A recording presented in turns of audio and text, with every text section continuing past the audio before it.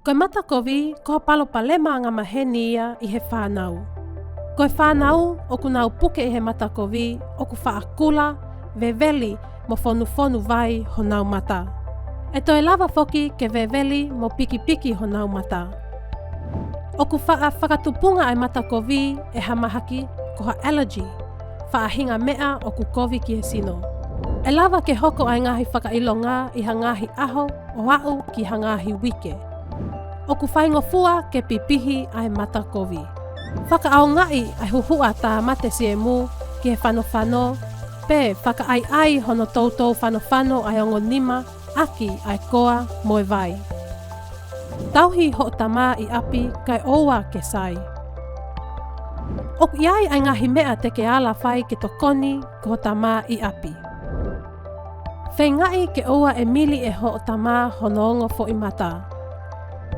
Holo i whakalelei ha whaahinga huhua e hau mei honau fo i matā o ngawe aki ha konga vai kua unu i hawai mā whana.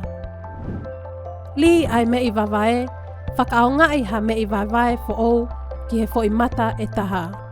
E iai ai fānau e ni ihi te nau wala whie mau ai tulu i mata pe lolo, ointment. Telefoni ki he healthline i he whika noa walunge au, ono taha ono. Pesio ki ha toko taha ngā aue whakapalofesinale ki he mo uilelei whekau aki mo ho o tamā ka pau oku.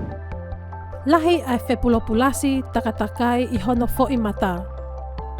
Pe iai ha whaahinga la vea i hono fo i matā.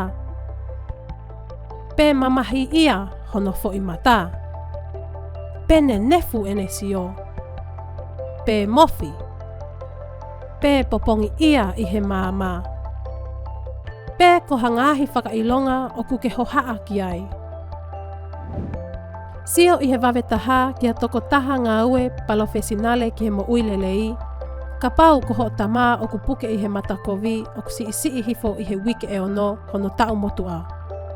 O ku whaasai pe ai fānau ia o ku puke i he matakoví o ikai te nau whakaao ngai ha whaitoo.